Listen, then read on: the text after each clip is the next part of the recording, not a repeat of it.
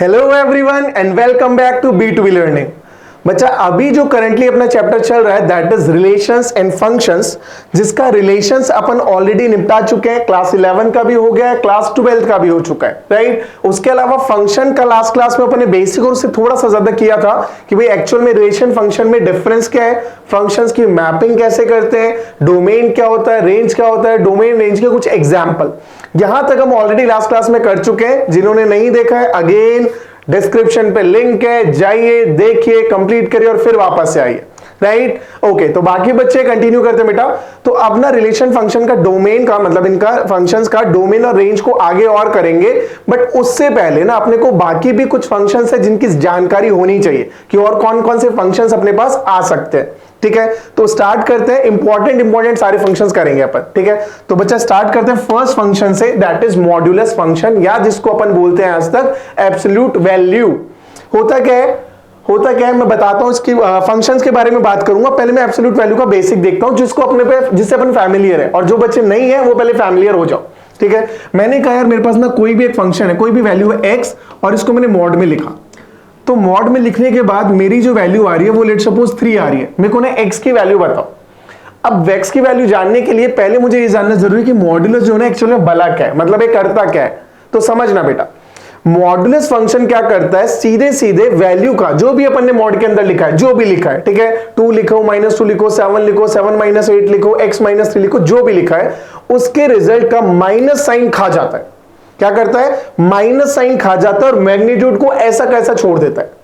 अगर plus sign होगा यानी कि अंदर पॉजिटिव वैल्यू है तो कोई चेंज नहीं करेगा, लेकिन अगर नेगेटिव वैल्यू है तो उसका माइनस साइन खा के उसको पॉजिटिव कर देगा।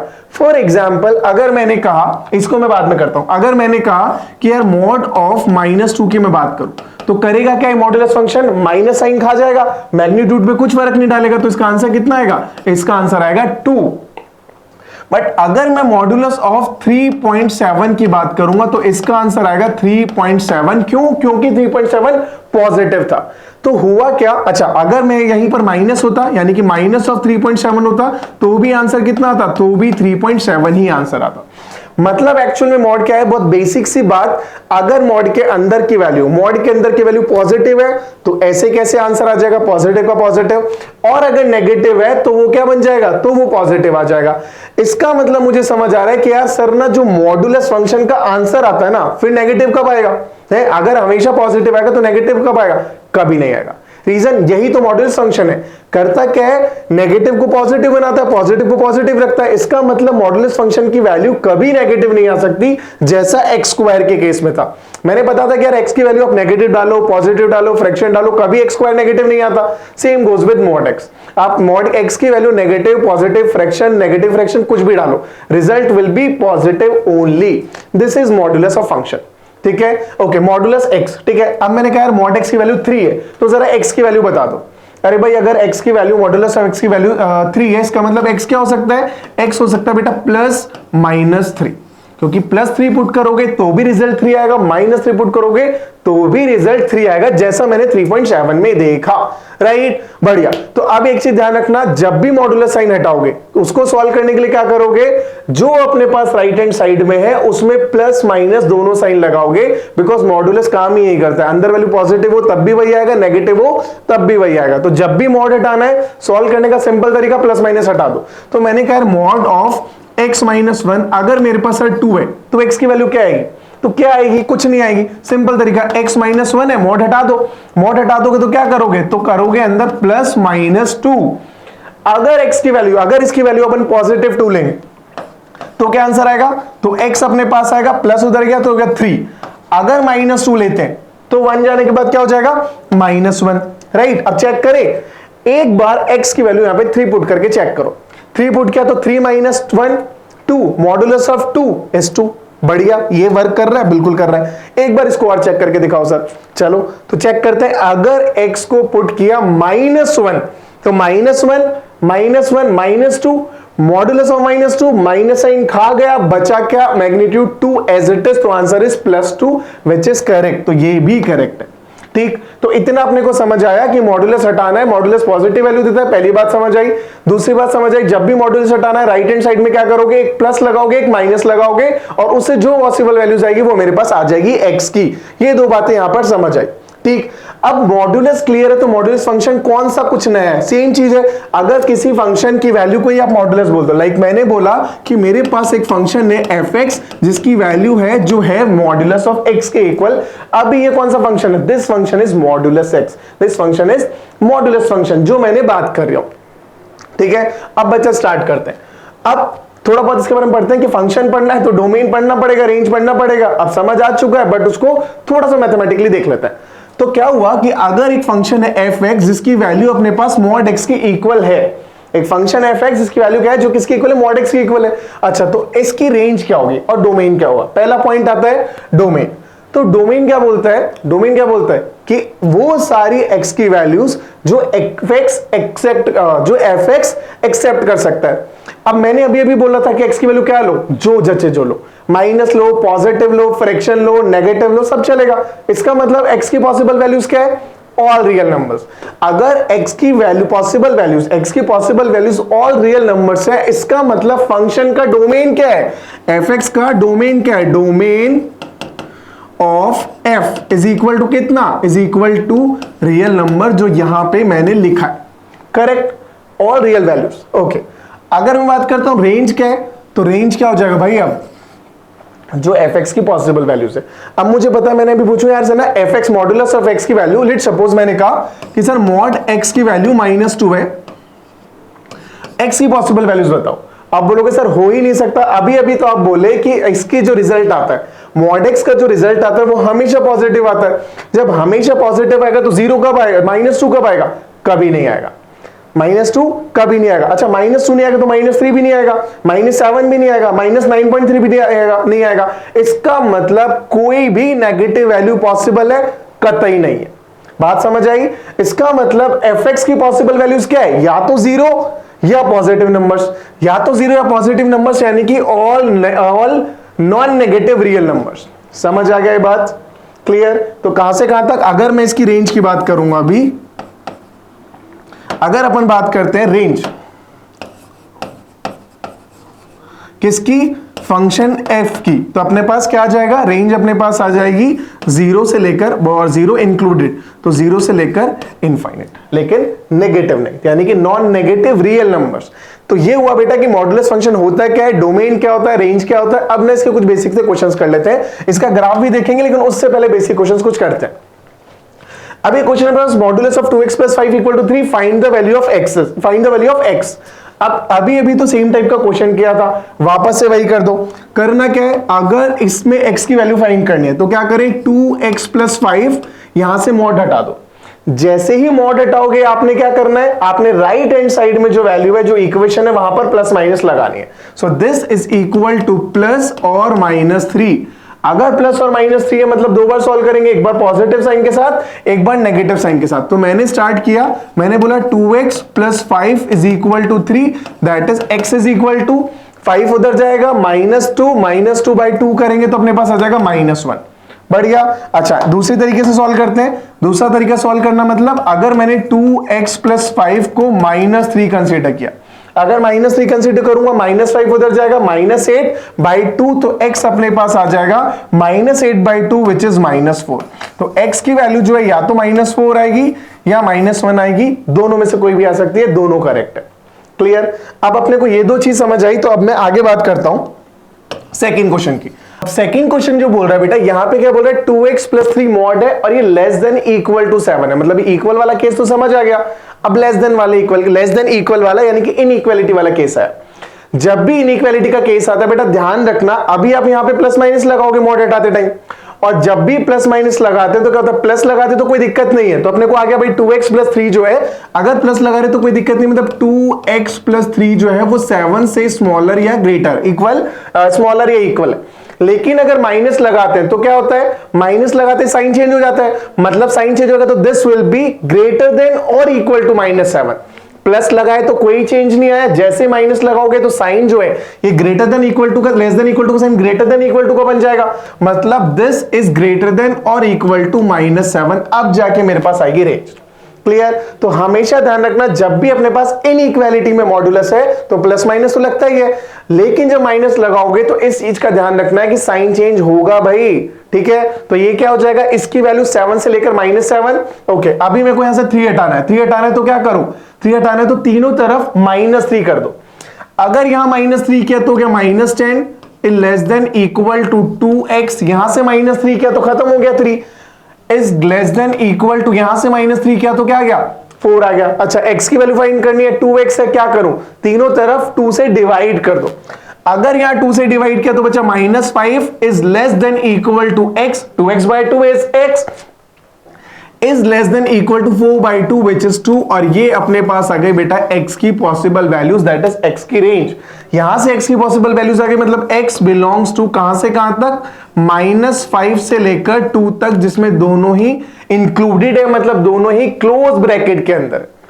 करेक्ट? तो ये अपने पास हो गया मॉडुलस के जो क्वेश्चन आता है, इक्वालिटी का है तो कैसे डील करना है, इनइक्वालिटी का है तो कैसे डील करना है। ठीक है, कुछ और क्वेश्चन करते हैं, उससे पहले बेटा एक बार ना ग्राफ को समझते हैं कि अगर मॉडुलस ऑफ किसी फंक्शन की बात करें, मॉडुलस ऑफ x की बात कर रहे हैं, तो ग्राफ कैसे प्लॉट करें।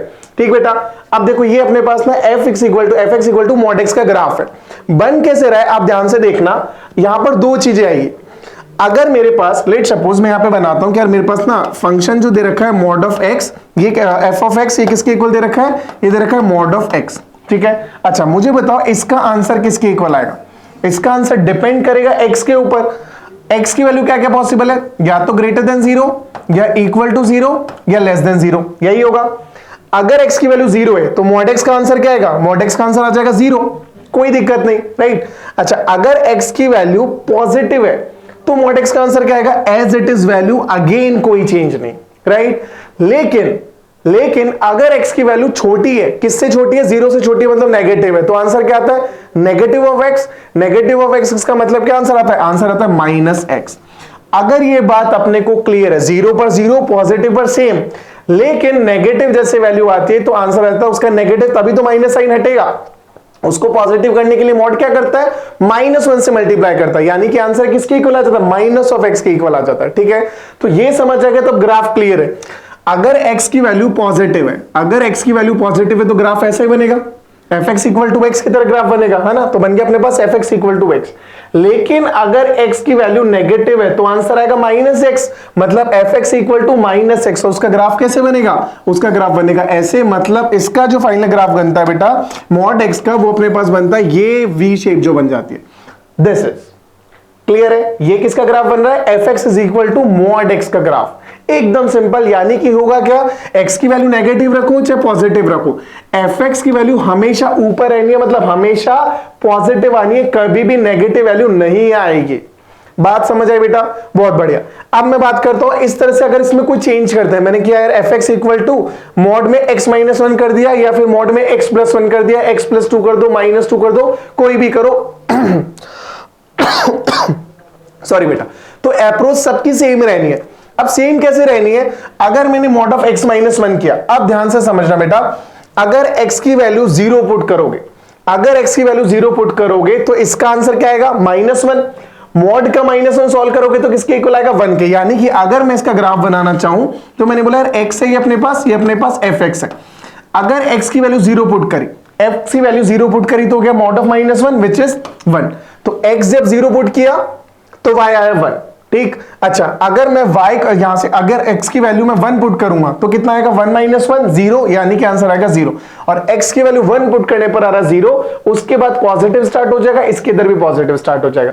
बात समझ आती है। तो सिंपल क्या करना है, अगर मॉड फंक्शन अपने पास है mod ऑफ x-1, तो ग्राफ को, ये जो मॉड का ग्राफ था, इसको 1 पॉइंट से इधर शिफ्ट कर दो। सिंपल, इस ग्राफ को उठा के 1 यूनिट से इधर की तरफ शिफ्ट कर दो, पॉजिटिव की तरफ। अगर x में से सब्ट्रैक्ट कर रहे हो कुछ, तो जितने यूनिट सब्ट्रैक्ट कर रहे हो उतना x को पॉजिटिव की तरफ शिफ्ट कर दो, ठीक है। क्या करना है भाई, बात अटक गई यार गले में, क्या करना है, शिफ्ट करना है। अगर जितना भी अपने को दे रखा है, अगर यहीं पे मेरे को फॉर एग्जांपल मेरे को बोल रखा था फंक्शन जो है ना fx, वो किसके इक्वल दे रखा है, वो दे रखा है mod ऑफ x-3 के। अगर मॉड ऑफ x माइनस 3 का फंक्शन अपने को दे रखा है, इसका ग्राफ बनाना, तो क्या करोगे, अगेन ग्राफ को शिफ्ट करोगे कितना यूनिट, जितना x में से सब्ट्रैक्ट करो, कितना सब्ट्रैक्ट करो 3, तो 3 यूनिट शिफ्ट करो। ये मैं मान के चलता हूं, लेट सपोज ये 3 पॉइंट है, तो ग्राफ बनेगा, ये अपने पास पॉइंट 3 है, तो ये अपने पास ग्राफ बन जाएगा ऐसा कुछ, बस सिंपल। ठीक है, तो जितना सब्ट्रैक्ट करोगे उतना अपन ने राइट साइड यानी पॉजिटिव साइड शिफ्ट किया, और जितना ऐड करोगे उतना ही अपन लेफ्ट साइड यानी कि नेगेटिव साइड शिफ्ट कर देंगे, जैसा वहां पर किया। तो अगर मैंने किया mod of x plus 1, mod of x plus 1, तो ग्राफ क्या हुआ, वही अपने पास मॉड वाला ग्राफ था, ये वाला ग्राफ था, यानी कि अगर अपने पास मॉड ऑफ x की बात करता तो ये ग्राफ मेरे पास बनता। इस ग्राफ को मैंने उठा के इधर की तरफ 1 यूनिट शिफ्ट किया, क्योंकि x में 1 ऐड किया है, x में 1 ऐड किया तो 1 यूनिट इधर शिफ्ट किया, तो अपने पास ये पॉइंट आ गया अपने पास 0 वाला, और इसको बस सॉल्व कर दिया। y एक्सिस ध्यान रखना, y एक्सिस यहां पे ये है, कंफ्यूज मत हो जाना, ये नहीं है, y एक्सिस ये अपने पास है, समझ आया। अगर यहीं पे मेरे पास मॉड ऑफ, यहीं पे लेट सपोज अपने पास फंक्शन होता है fx is equal to mod of x plus 3, अगर x प्लस 3 की बात करते तो क्या करते, 3 यूनिट शिफ्ट करते, और किधर शिफ्ट करते, लेफ्ट की तरफ यानी कि नेगेटिव की तरफ शिफ्ट करते। तो ये पॉइंट अगर मेरे पास -3 है, तो ये ग्राफ अपने पास ऐसा कुछ बन जाता। क्लियर। तो मॉड का, अगर मॉड की केस में ग्राफ बनाना आ रहा है तो कुछ नहीं करना है, एकदम सिंपल सा तरीका है, जो मैंने बोला बस इतना कर दो। क्या किया अपन ने, मॉड एक्स का ग्राफ समझ आया, अच्छे से समझ आया, बहुत बढ़िया। अगर मॉड एक्स का ग्राफ समझ आया, मॉड एक्स का तो करना ही क्या है, v है, ओरिजिन पे इंटरसेक्ट करेंगे दोनों पॉइंट, ऐसे आके डन। अगर कुछ वैल्यू नेगेटिव, कुछ वैल्यू सब्ट्रैक्ट करो x में से, उतना जितना यूनिट सब्ट्रैक्ट करो उतना उसको पॉजिटिव साइड शिफ्ट कर दो, जितना वैल्यू ऐड करोगे तो उतना उसको नेगेटिव साइड शिफ्ट कर दो। क्लियर, एकदम पॉइंट क्लियर। अच्छा, एक और अगर मैं इसकी बात करूं, लेट सपोज ये अपन ने बोला कि यार ये ना ग्राफ बनाते हैं, और ग्राफ किसका बनाना है अपने को, ग्राफ अब की बार अपने को बनाना है fx is equal to minus of mod x. अगर माइनस ऑफ मॉड एक्स का ग्राफ बनाना है, आप क्या करेंगे, एकदम सिंपल तरीका, ग्राफ अगर मैं मॉड एक्स की बात करूं तो मॉड एक्स का ग्राफ जो बनेगा वो ऐसा बनेगा। ठीक है, अगर इसी का नेगेटिव कर दोगे तो क्या बन जाएगा, ऐसे के ऐसे वाटर इमेज, मतलब ग्राफ मेरा बनेगा ये वाला। समझ आया, क्लियर पॉइंट एकदम, कोई डाउट नहीं, बढ़िया। जैसे जैसे चेंजेस वहां पे होते वैसे वैसे चेंजेस, अगर नेगेटिव साइन लगा दोगे तो क्या करोगे, हर बार बस उसका अपने को वाटर इमेज बना देना है, ग्राफ अपने पास बन जाएगा विद नेगेटिव साइन ऑल्सो। ठीक, बढ़िया। अब अपने पास इतना आ चुका है, तो इससे रिलेटेड ना कुछ क्वेश्चंस और करते हैं। क्वेश्चंस क्या है अपने पास, अब अपने पास है the range of x for which this, यानी कि रेंज ऑफ एक्स मतलब ये इसी क्वेश्चन को जो अपन ने सेकंड क्वेश्चन किया था, इसी का सेकंड एग्जांपल किया था, लेस देन इक्वल टू 7 वाला, उसी को लिखने का तरीका बदल गया। और लिखने की तरह बदलने के अलावा आपने को एक मतलब लोअर वैल्यू और दे दी कि इसकी वैल्यू 3 से लेकर 2 के बीच में लाया करेगी।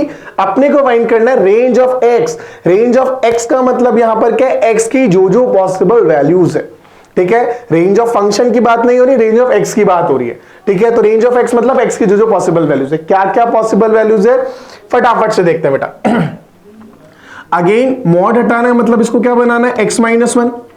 अगर x माइनस 1 हटाना है मतलब मॉड हटाना है, क्या करना पड़ेगा, प्लस माइनस लगाना पड़ेगा।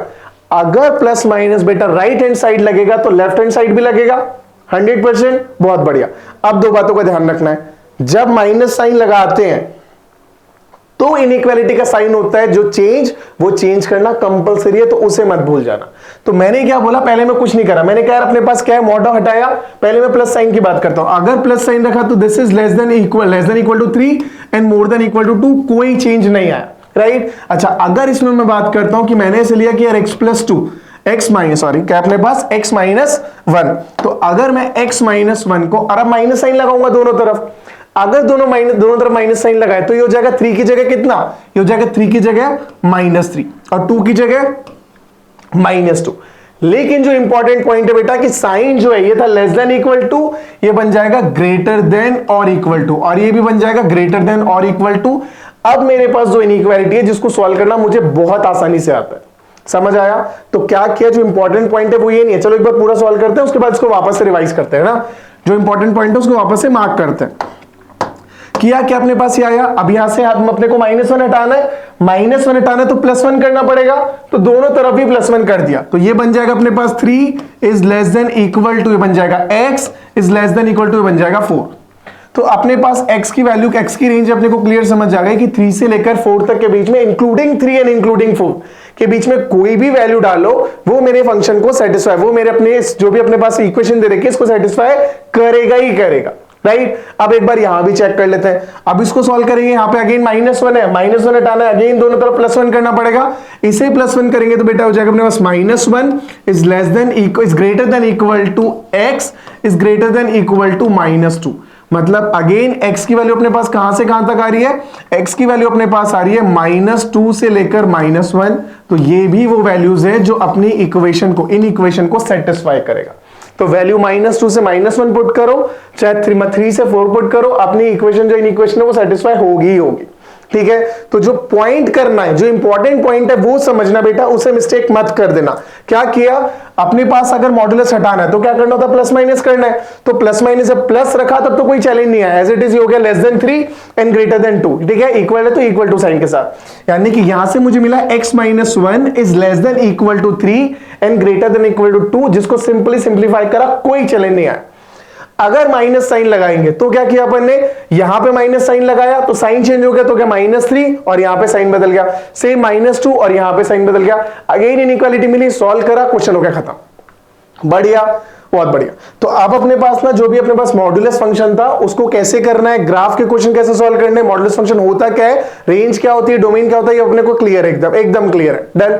अब आगे बात करते हैं बेटा। चलो बच्चा नेक्स्ट क्वेश्चन पे मूव करते हैं। अब ध्यान से देखना बिकॉज अच्छा क्वेश्चन है और सिली मिस्टेक होने के बहुत ज्यादा चांसेस है, ठीक है। अब अपने पास फंक्शन क्या बनता है, अपने पास फंक्शन है f(x = 1/रूट के अंदर mod x - x।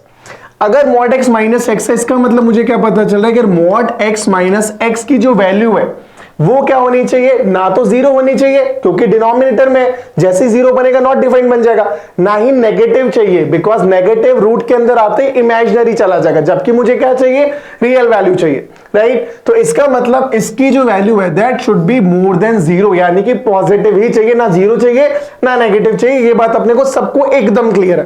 देन अगर ये क्लियर है तो बात करते हैं कि यार x की वैल्यू होगी कौन कौन सी पॉसिबल, समझना बेटे ध्यान से। अगर x की वैल्यू मेरे पास, अगर x की वैल्यू 0 आती है तो फिर mod of x minus x की जो वैल्यू आएगी वो 0 आ जाएगी, बिकॉज 0 - 0 0 तो वो चाहिए नहीं, तो ये वाला केस अपने पास हो गया खत्म। डन।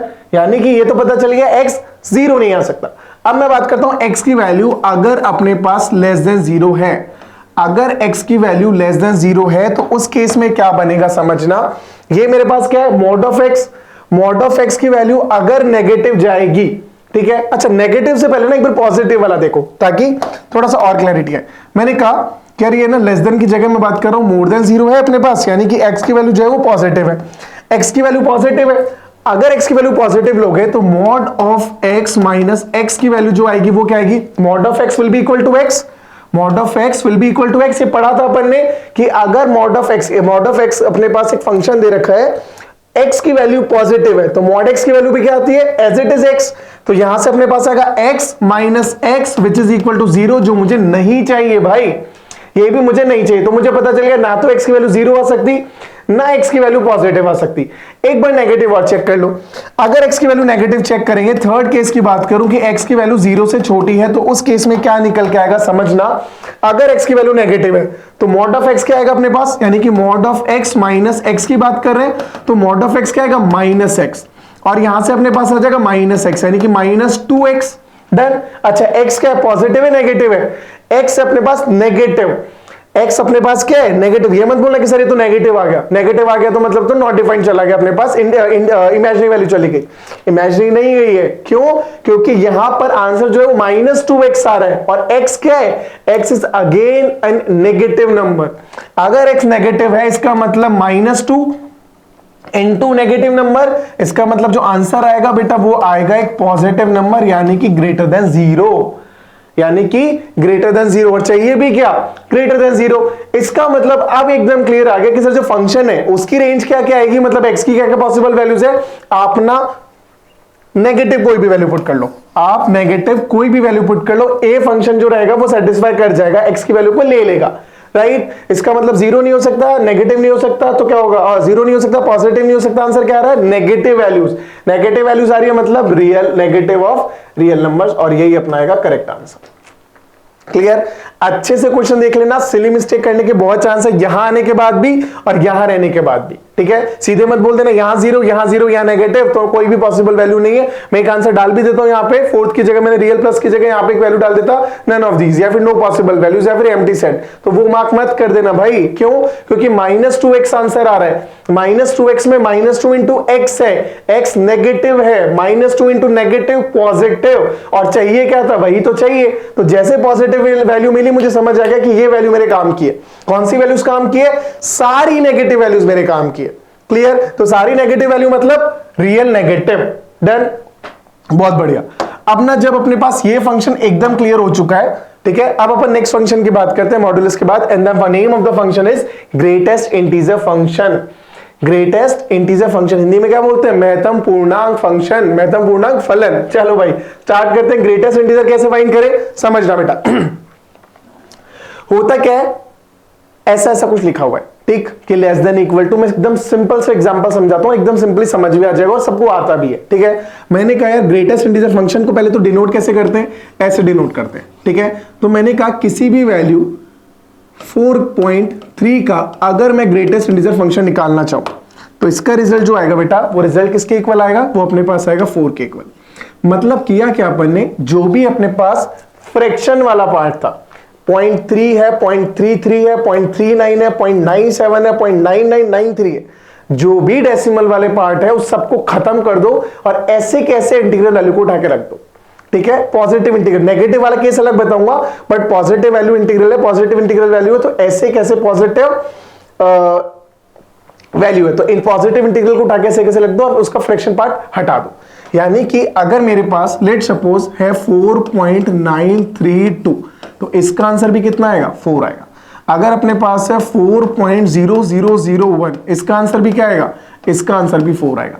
तो ऐसा नहीं है कि 0.5 से ऊपर देखना है, 0.5 से नीचे देखना है, कुछ नहीं, आपको सीधे सीधे इंटीजर पटकना, बाकी सब हटा देना है, चाहे वैल्यू 5 के कितना भी क्लोज हो। अगर 5 से छोटी है तो आंसर क्या आएगा, 4 आएगा, करेक्ट। यानी कि मेरे को इतना समझ आ रहा है कि यार x की वैल्यूज को, x की वैल्यू को मैं 0 या 0 से बड़ा लेकिन 1 से छोटा, अब 1 से कितना ही छोटा हो, यानी कि x की वैल्यू 0 भी हो सकता है और 0.999999 भी हो सकता है।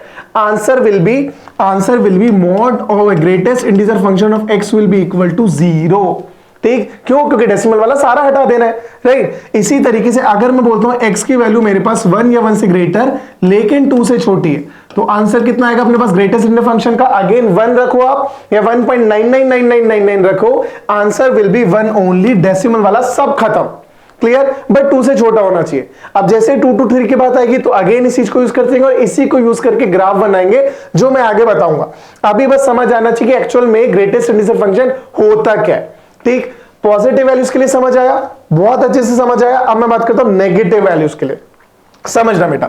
नेगेटिव वैल्यूज के लिए क्या बोलेगा ये, अगर अपने पास है ग्रेटेस्ट इंटीजर फंक्शन ऑफ 4.3, तो आंसर आया था 4।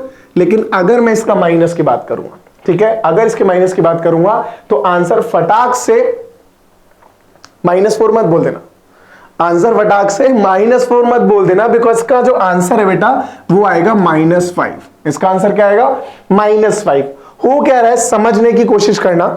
मैंने कहा कि ये मेरे पास ना नंबर लाइन है, ठीक है, ये अपने पास नंबर लाइन है, यहां पर कहीं 0 है, यहां पर कहीं 1 है, यहां पर कहीं 2 है, यहां पर कहीं 3 है, यहां -1 -2 -3 और ये चलता जा रहा है, ठीक। मैंने बोला यार 0 से लेकर, क्या बोला समझना, मैंने कहा 0 से लेकर 1 तक, जिसमें 1 को इंक्लूड नहीं कर रहा, तो 0 से लेकर 1 तक की अगर कोई वैल्यूज है तो उसका आंसर क्या आ रहा है, 0 आ रहा है। मतलब उससे बड़ी वाली सारी वैल्यू हटा दे रहे, सिर्फ मेरे को उससे जस्ट पहले वाला एग्जैक्टली इंटीजर चाहिए, उस वैल्यू से जस्ट पहले या इक्वल अपने को इंटीग्रल वैल्यू चाहिए, ठीक। सेम जब मेरे पास 1 से लेकर 2 तक की वैल्यूज की बात करता हूं तो आंसर किसके इक्वल आ रहा है, 1 के इक्वल आ रहा है। यही तो हुआ जो यहां पर दिखा। और नेगेटिव में भी तो सेम ऑपरेशन चलेगा। नेगेटिव क्या बोल रहा है भाई, नेगेटिव बोल रहा है अगर -2 से लेकर -1 के बीच के कोई भी वैल्यू आती है, -2 से -1 के बीच की वैल्यू को 2.3 नहीं बोलूंगा भाई, 2.3 तो यहां चली गई, वैल्यू कौन सी है, मैंने -1 बोलूं, -1.1 बोलूं, -1.2, 1.3 से लेकर -1.999 तक कोई भी वैल्यू लूं, यानी कि -2 से बड़ी वैल्यू और यहां तक की वैल्यू, ठीक है। तो आंसर किसके इक्वल आएगा, तो आंसर अपने पास किसके इक्वल आएगा, -2 के इक्वल। अच्छा, -2 को भी तो इंक्लूड करेंगे, ठीक करते हैं इसको। मैंने कहा -2 से लेकर -1, जहां पे -1 को नहीं इंक्लूड किया, तो यहां तक की कोई भी वैल्यू लूंगा तो आंसर क्या आएगा, -2 आएगा, यानी कि -1.9 इज -2, -1.3 इज -2। ऐसे ही -3 से लेकर 2 तक की वैल्यूज का आंसर क्या आएगा, -3 आएगा। जैसे मैंने बोला -2.9 इज -3, -2.1 इज -3, सेम -4.3 इज -5, ठीक है। तो नेगेटिव वैल्यूज पॉजिटिव वैल्यूज दोनों में ध्यान रखना है। पॉजिटिव वैल्यू का केस आया तो एज इट इज आंसर आएगा, नेगेटिव वैल्यू का आया तो क्या करेंगे, अपन ने इस तरह से उसको सॉल्व किया, डन।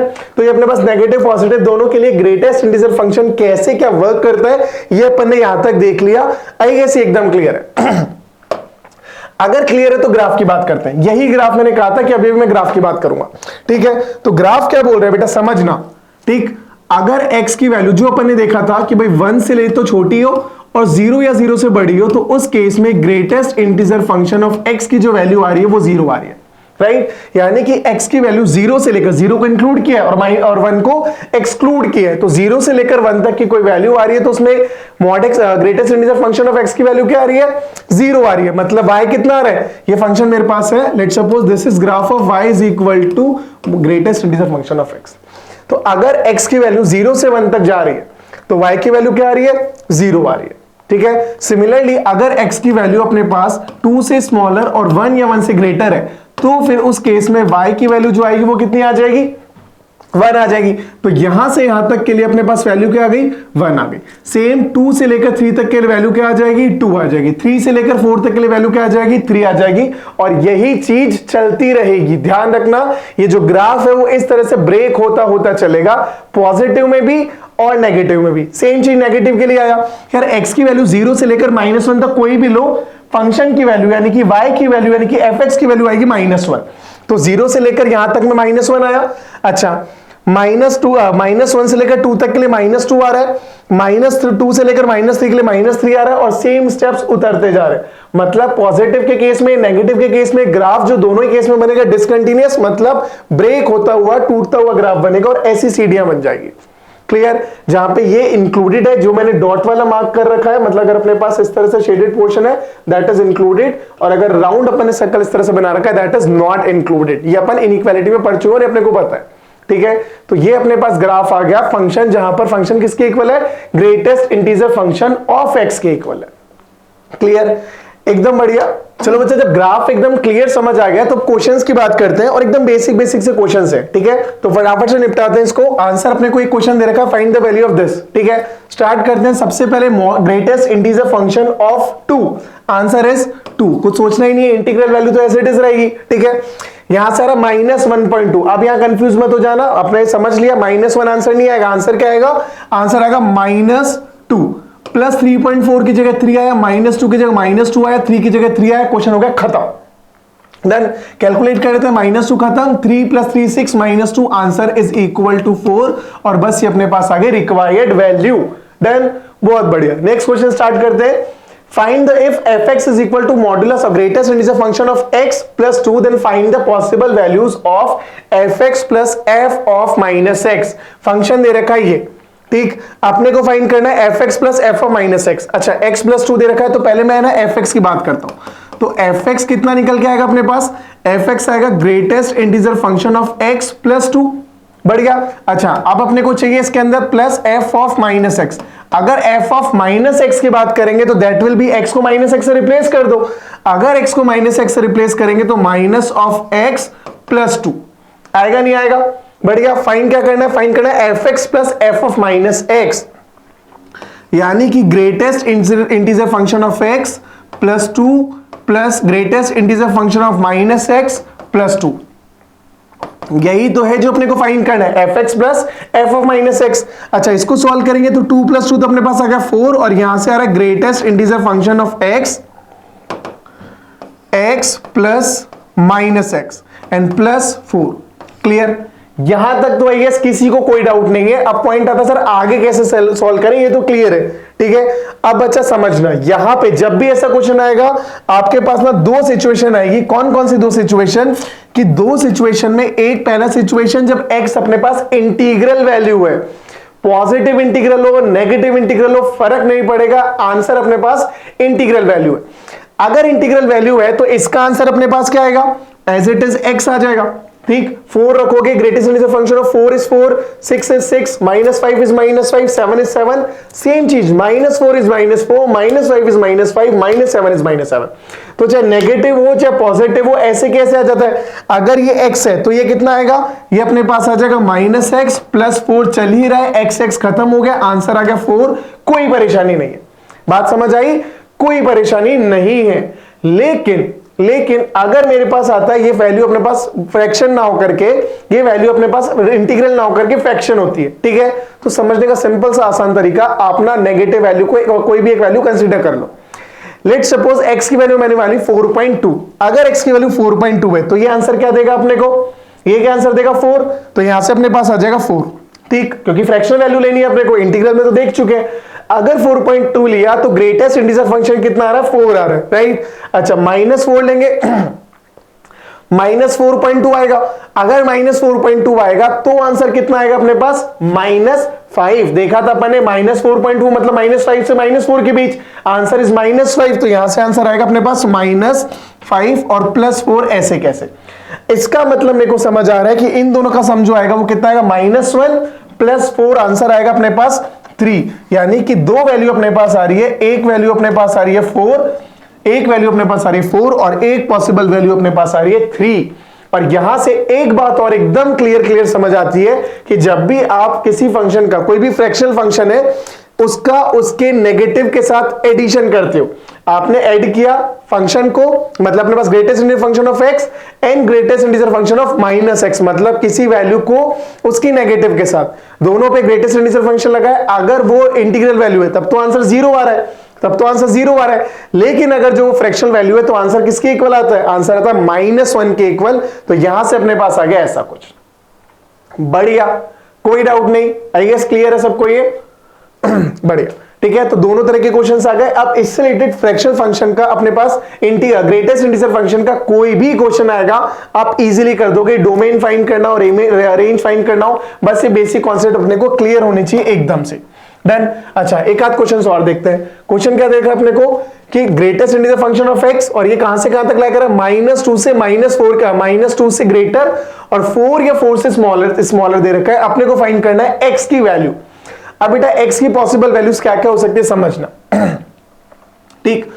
अगर मेरे को दे रखा है कि greatest integer function of x जो है वो -4 से स्मॉलर है, क्या है, -4 से स्मॉलर है, और अपने को ग्रेटर दे रखा है -2 से, तो x की पॉसिबल वैल्यूज क्या क्या होगी भाई, अगर आप समझ लो, खुद से समझो। यहां से क्या आएगा, पहले मैं ना 4 वाली चीज को डील करता हूं, 4 वाली चीज को डील करता हूं तो मुझे पता है कि ग्रेटेस्ट इंटीजर फंक्शन की वैल्यू 4 आ रही है, यानी कि अगर मेरे पास x की वैल्यू 5 से स्मॉलर और कहां से कहां तक, यहां से, और 4 से ग्रेटर या ग्रेटर के इक्वल है, 4 के इक्वल हो, 4 के ग्रेटर हो, फर्क नहीं पड़ेगा, लेकिन 5 से स्मॉलर हो, तो ग्रेटेस्ट इंटीजर फंक्शन ऑफ 4 की वैल्यू जो आती है वो अपने पास किसके इक्वल आती है, वो आंसर आता है अपने पास 4 के इक्वल। 4 लो, 4.2 लो, 4.99 लो, आंसर आएगा 4, राइट। मतलब मेरे को ग्रेटेस्ट इंटीजर फंक्शन की मैक्सिमम वैल्यू क्या चाहिए, 4 चाहिए, मैक्सिमम वैल्यू क्या चाहिए, 4 चाहिए। तो इसका मतलब x की मैक्सिमम वैल्यू क्या हो सकती है, 5 से स्मॉलर रहेगी, यानी कि 4.99 जो भी रहे, लेकिन x की जो वैल्यू रहेगी वो हमेशा 5 से स्मॉलर रहेगी। बात समझ आई, वापस से बोल रहा हूं, ध्यान से सुनना। मैंने कहा कि अपने को ये रिक्वायर्ड वैल्यू, ये अपने पास रिक्वायर्ड क्वेश्चन है, ठीक है। अच्छा, मेरे को क्या पता चल रहा है कि greatest integer function of x की वैल्यू 4 या 4 से स्मॉलर है, मतलब इसकी मैक्सिमम वैल्यू 4 आ रही है। अगर ग्रेटेस्ट इंटीजर फंक्शन की वैल्यू मैक्सिमम 4 आ रही है, मतलब x की मैक्सिमम वैल्यू क्या जा सकती है, 5, यानी कि 5 से स्मॉलर वैल्यू रहेगी x की, मतलब x is less then 5 always. Greater तो जा ही नहीं सकता, इक्वल भी जा ही नहीं सकता, क्योंकि जैसे ही इक्वल 5 हो जाएगा तो अपने पास यहां पर आंसर 5 आ जाना था, जबकि इसकी मैक्सिमम वैल्यू 4 अपने को पता है। देन अच्छा, अब सेम चीज मिनिमम की बात करते हैं। ग्रेटेस्ट इंटीजर फंक्शन की मिनिमम वैल्यू अपने को क्या देखे, sorry, greatest integer function of, वापस लिख रहा हूं, मैंने कहा greatest integer function of x की जो वैल्यू है वो 2 से -2 से ग्रेटर है, इक्वल भी नहीं है, ध्यान रखना, -2 से ग्रेटर है। अगर इसकी वैल्यू हमेशा -2 से ग्रेटर है, मतलब अगर मैं बात करूं कि ग्रेटेस्ट इंटीजर फंक्शन की मिनिमम वैल्यू क्या आएगी भाई, मिनिमम वैल्यू क्या आएगी, अब समझना, अगर -2 से ग्रेटर है मतलब -1.99, -1.3, -1.7 हो सकता है, लेकिन मुझे पता है कि इसकी वैल्यू फ्रैक्शन में तो जाती ही नहीं है। अगर इसकी वैल्यू फ्रैक्शन में जाती मतलब इंटीग्रल रहती है, तो -2 से जस्ट बड़ी कौन सी वैल्यू आएगी जो पॉसिबल है, वो है -1, यानी कि इसकी मिनिमम वैल्यू जो रहेगी वो -1 रहेगी, उससे ज्यादा ही बड़ी बड़ी वैल्यूज आएगी। ये बात समझ आई। अगर ग्रेटेस्ट इंटीजर फंक्शन की मिनिमम वैल्यू -1 है तो इसका मतलब x की वैल्यू कहां से कहां तक लाई करेगी, x लाई करेगी -1 से बड़ी कोई भी वैल्यूज। ये बात समझ आई, क्यों, क्योंकि मुझे पता है -1 का ग्रेटेस्ट इंटीजर फंक्शन करूंगा तो -1 आएगा, -1.1 का करूंगा तो वो -2 चला जाएगा जो मेरी रेंज के बाहर है। डन। अच्छा 0.9 का करूंगा तो -1 आएगा, 0.8 का करूंगा तो -1 आएगा, मतलब वो मेरी रेंज के अंदर है। इसका मतलब मेरे को क्या समझ आया कि greatest integer function of x की वैल्यू अगर -2 से ग्रेटर है, इक्वल नहीं है, अगर ग्रेटर तो मुझे पता है -2 से जस्ट बाद जो पॉसिबल वैल्यू है, जस्ट पहले जो पॉसिबल वैल्यू बड़ी वैल्यू वो -1 है, मतलब इसकी मिनिमम वैल्यू -1 रहेगी। अगर ग्रेटेस्ट इंटीजर फंक्शन की मिनिमम वैल्यू -1 है तो x की मिनिमम वैल्यू भी क्या हो जाएगी, -1, और उससे बड़ी बड़ी वैल्यूज ही अपने पास रहेगी। ये बात समझ आ गया, मतलब x जो रहेगा वो कहां से कहां तक रहेगा, वो ग्रेटर देन और इक्वल टू रहेगा -1, और ये अपने पास फाइनल आंसर आ रहा है। फाइनल आंसर को मैं वापस से लिख देता हूं अलग कलर के पेन से, थोड़ा सा क्लैरिटी आ जाए कि x जो है वो 5 से स्मॉलर और -1 से ग्रेटर और इक्वल है, and this is the final answer जो अपने पास रिक्वायर्ड क्वेश्चन था। क्लियर। तो समझने की चीज है, ध्यान से समझना। Maximum value greatest integer function की चेक करी, वहां से x की मैक्सिमम वैल्यू आई, फिर greatest smallest value greatest integer function of x की चेक करी, वहां से x की स्मॉलेस्ट वैल्यू आई। अब x की स्मॉलेस्ट और x की लार्जेस्ट वैल्यू आ गई, इसका मतलब क्या आ गया, इसका मतलब x की रेंज आ गई, और एक्चुअल में वही तो फाइंड करना है। डन। तो x की रेंज अपने को मिल गई, x की वैल्यू जो है वो -1 या उससे ग्रेटर बट 5 से स्मॉलर आएगी। डन। अगर ये क्वेश्चन समझ आ गया तो सेम तरीके से क्वेश्चन जो नेक्स्ट वाला है बेटा ये ट्राई करो, और ये क्वेश्चन बेटा आपके लिए होमवर्क, ठीक है। एग्जैक्टली सेम तरीके से क्वेश्चन होगा, थोड़ा सा कुछ प्लस माइनस का डिफरेंस है, वो आपने चेक करना है। जैसे ये क्वेश्चन करोगे अपने पास ग्रेटेस्ट इंटीजर फंक्शन हो गया खत्म। बढ़िया। तो आज अपने जो करा वो अपने को ध्यान रखना, मॉडुलस फंक्शन क्या है, ग्रेटेस्ट इंटीजर फंक्शन क्या है, क्वेश्चन क्या है, इनके ग्राफ की है, राइट। तो बेटा आज अपन एंड करते हैं अपनी क्लास को, इसके बाद मिलते हैं आपसे नेक्स्ट क्लास के अंदर। नेक्स्ट क्लास में अपन करेंगे fractional function, logarithm function, exponential function और आगे कुछ और फंक्शंस, ठीक है। तो यहां तक के लिए बेटा एंड करते हैं सेशन को। पढ़िएगा, ध्यान रखिएगा, टेक केयर एवरीवन। अगर पसंद आता है please like share and subscribe our channel. मिलते हैं नेक्स्ट क्लास में। Thank you so much, bye बेटा।